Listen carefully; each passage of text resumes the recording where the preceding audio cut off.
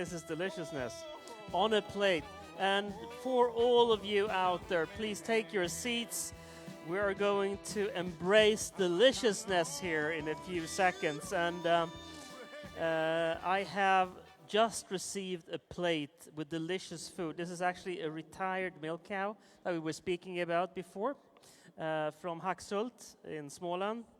And I can assure you, this is just so good. This is so good. Yum, yum, yum, yum. Mm. Mm.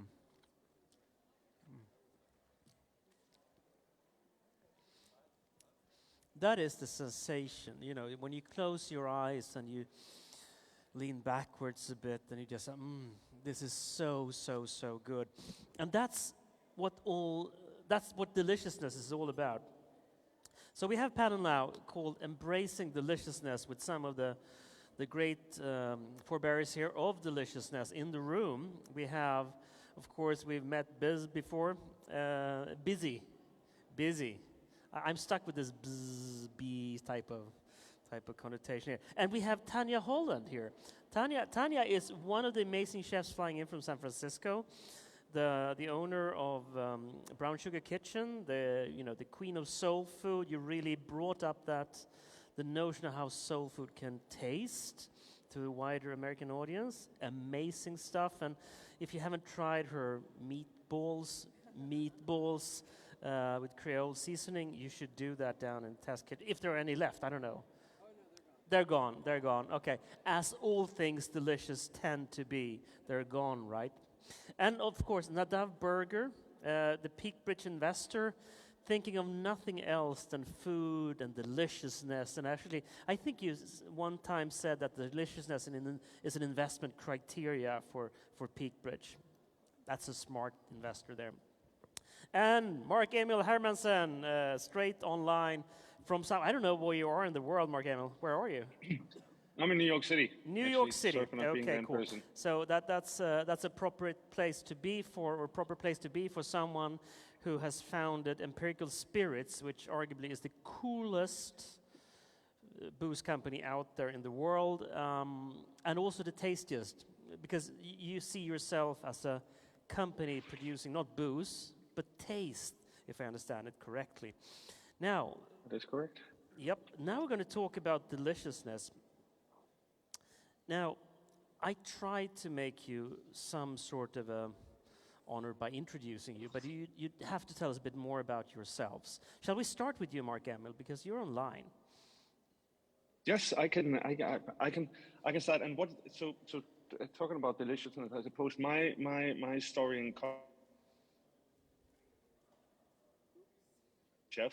I studied anthropology and had quite a big stint with music, with art history, but starting working with restaurants and with Lars Williams, my current partner, and building, the innovation department at Noma and later founding Empirical Spirits was really about kind of exploring the frontier of deliciousness. We used to joke that the delineation of the edible and the inedible is deliciousness or death, right? And I think that speaks quite true right now to what's happening in the world, is that innovation and deliciousness is, and I know this very much speaks into Nadav's strategy, is that the most important thing for all of this stuff to happen is to understand and explore and improve deliciousness of things that people aren't used to eating. So that delineation is what we are fascinated by at Empirical and what we continue to push.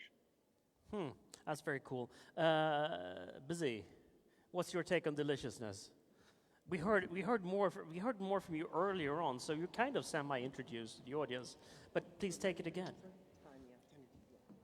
So I'm one of the founders and the CEO of a company called the Mediterranean Food Lab, and we are working on increasing the deliciousness of plant-based food and meat replacement in general. Like I said earlier, we work a lot with industry, and we find there are all these conversations around improving organoleptic profiles and changing sensorial traits, and we feel that kind of make things very, very vague, and you can also hide behind that. I said earlier, there are like 3 levels of deliciousness. It's either not delicious, delicious, or fucking delicious. And then excuse my French, we really have to go for the highest level. If we if we want any of the needles to move on these changes that we all know what they need to be, and specifically around eating less animals, then the only way to do that is to make things really incredible delicious. There are all these arguments right now, for example, about what, I don't know, like meat replacement.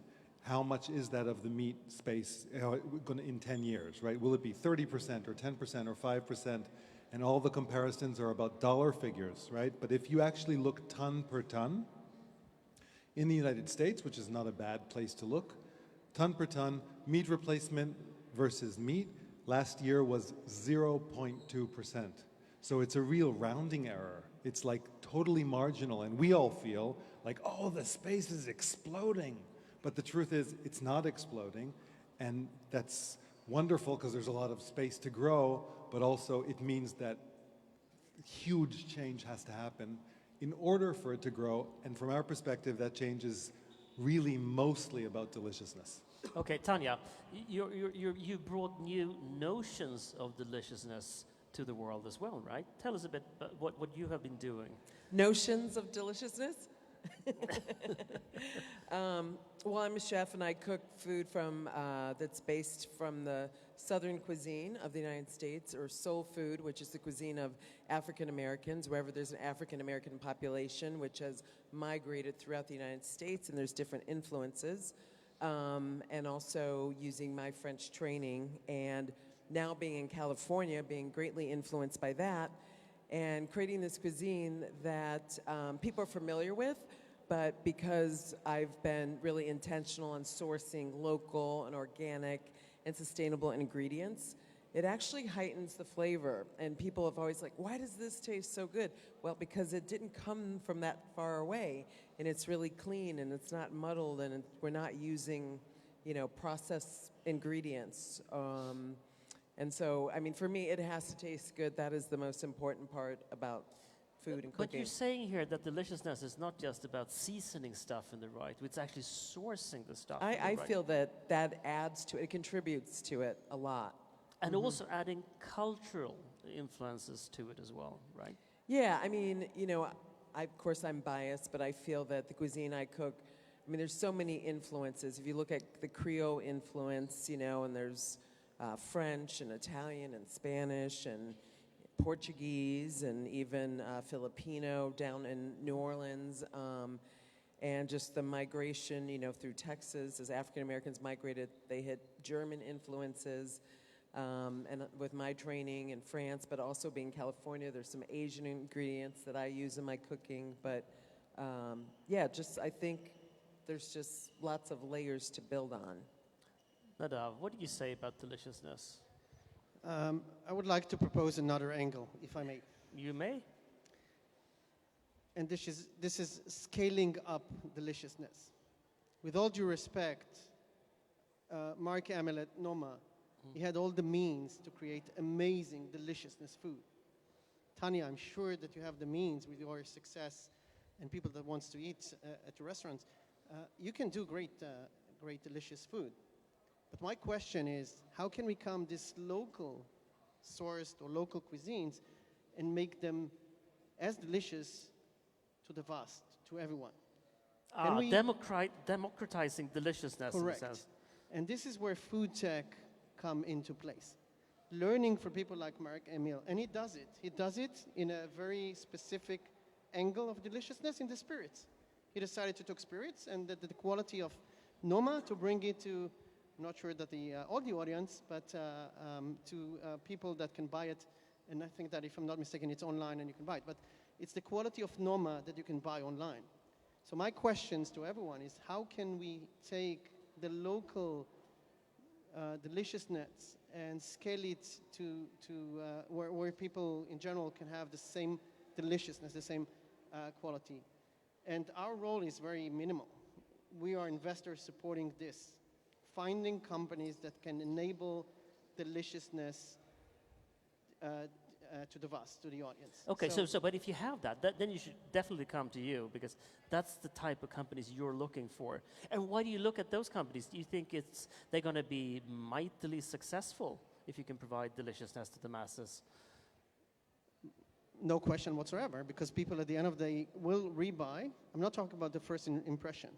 People bought Beyond Meat once, twice, maybe 3 times. That's it. And if we can bring Beyond Impossible, all those big brands, which did an amazing job, but it's a marketing job, to convince us to use the products, but if we can convince them to rebuy the products, 3rd, 4th, 5th time, and be loyal customers for them, this comes only with deliciousness. Deliciousness before price, before package, before ingredients, before anything else. If it doesn't tasty, nobody will buy it again. Mark Emil, can you pour or fill thousands and thousands and thousands of liters of bottles with your magic whiskey or your I think. Well, first of all, I think that Nadav highlights a super interesting and important premise of this whole conversation.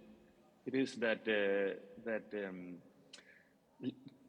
literacy of deliciousness, of tasting good, is something that we're programmed for. It's not something you need to be taught. You will know, right? Like you said, not delicious, delicious or fucking delicious. I love that, by the way. So I think that premise is very, very important, and that is like we don't need to argue about whether something is delicious or not. A lot of it is down to umami, kukumi, and so on. What we do at Empirical is exactly, within, you can say, something that's an agricultural product, something that has a very, very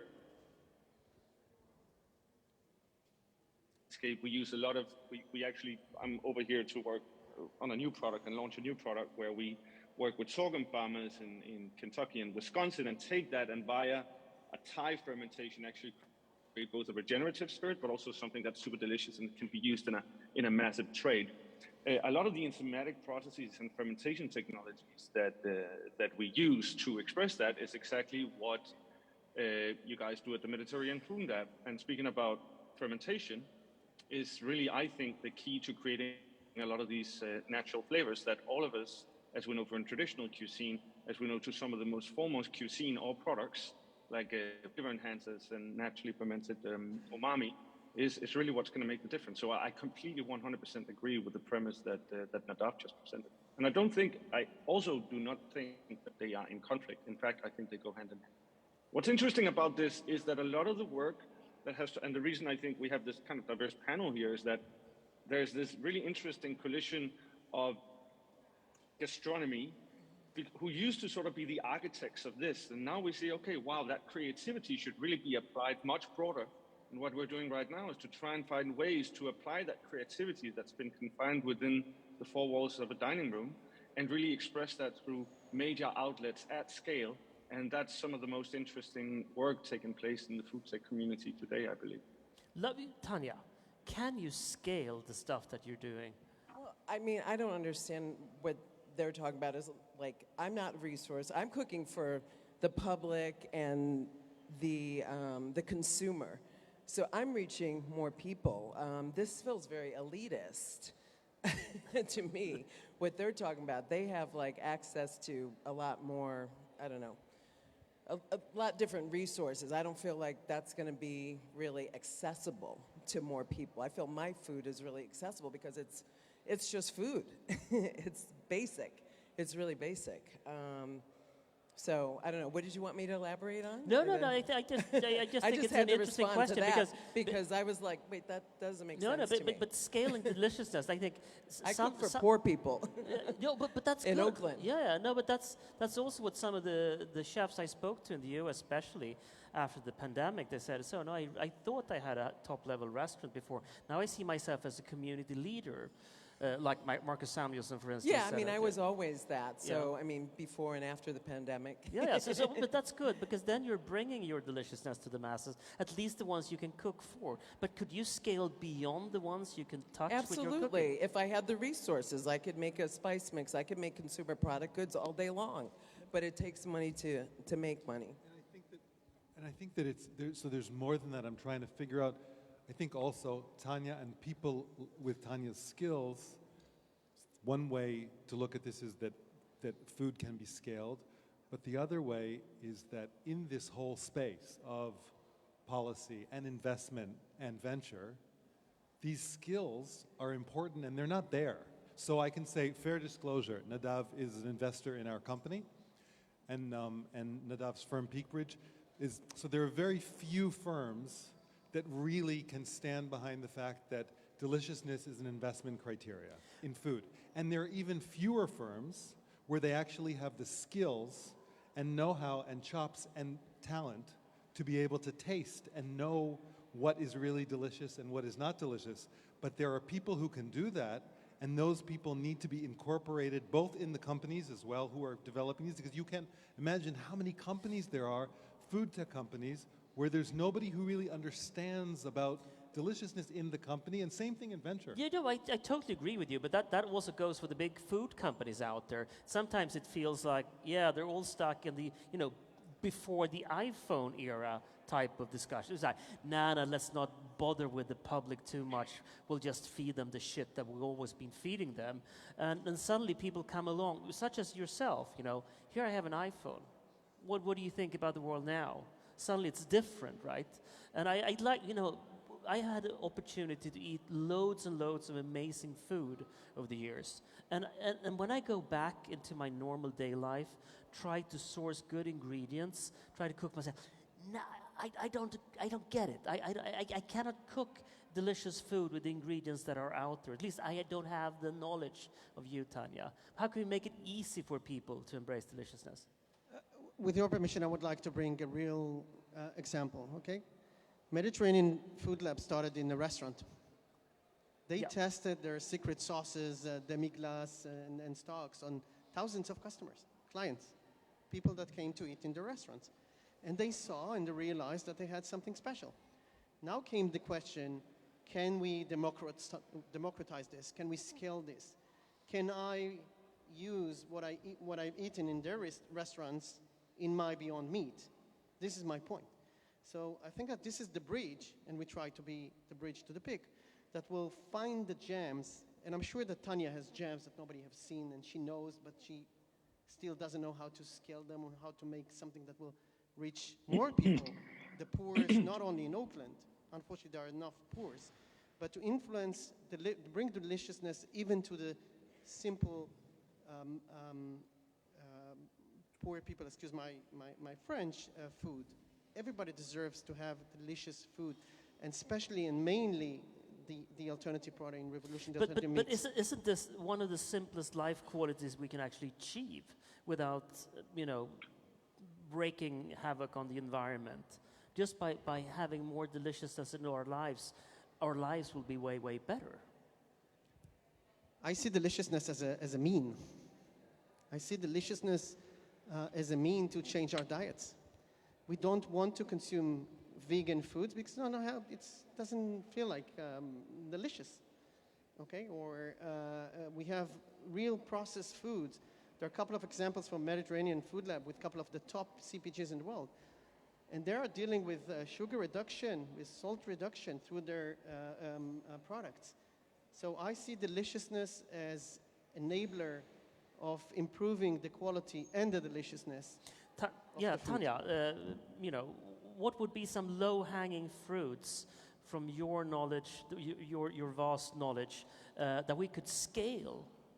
I always say my spice blends because, for instance, we used it in the Carana pork, the Creole spice, and it transformed the flavor, and people enjoyed it, and it's not very expensive, and most people can afford to, get some spice and add some spice to any kind of protein or vegetable, and can really transform it.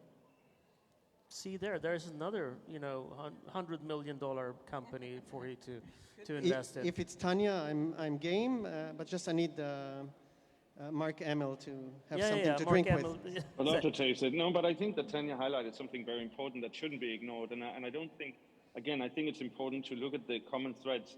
And you're right, Tanya, like the way I tend to talk about this is kind of like in this little kind of like weird cloud up here. And in fact, you're in front of people putting food in their mouths every single day and building community, right? And that's the fascination. It's essential to focus on that. And frankly, I don't know that food is not at scale. Community is at scale all around the world, eating this food and gathering around deliciousness. So I guess I don't have the answer here, but we have to be careful of using the word scale sometimes can be a little bit of cheating, because what we're really talking about is impact, and scale just kind of like just means big and all over the place. And I think localizing foodways, localizing production, making sure that people understand that time and place and what they do is also scale, and it exists, and seasons exist, and things like that that are quite enjoyable. That doesn't necessarily mean that we need to have a big monocultural, scaled up thing happening. I'm not a big fan of alt, you know, I understand why kind of like alt meat is happening, and I understand that that's the fastest way to cut emissions and things like that. But I do believe that the wonderful and beautiful way to do it was to create community in the places where people grow and eat food. And I hope that's clear. So maybe there is a no scale, scale, and fucking scale. So Exactly. I'm not sure we want to be in fucking scale, but Deliciousness again, and to bring community. Tanya's seasoning to Yeah, to any other some scale, I alternative. think we need to have, right. So, okay, cool. Okay, folks, this is a discussion, of course, that we can have for a long, long time. I will leave you with the last question. It has to be having a really short answer. Now we have 3 people here representing, you know, deliciousness, plus an investor, of course, right? And all of you come from, this is not something we planned, but all of you come from restaurants. You know, so how come I don't have a representative from Big Food up here? I didn't even think about it, but you know, thinking about it again, I don't know who I should invite. That's my favorite topic. The big food industry is not about innovation. The big food industry is everything but taking risk, is anything but changing the recipes. The food industry is about push and not pull. They're pushing us. They convince us to buy their products. And 99% this is not the best product that we should have. And thank God, things are changing, partially because of the fact that we want delicious food. It's moving from a push industry to a pull industry. We as consumers, especially our kids, we ask questions. What's in it? Where my food is coming from? Is it delicious? How processed is it? And we should, exactly, and we should never be satisfied with less than fucking delicious, right? I think that would have to be the last words for the panel. Go for fucking delicious, everyone out there. Thank you so much.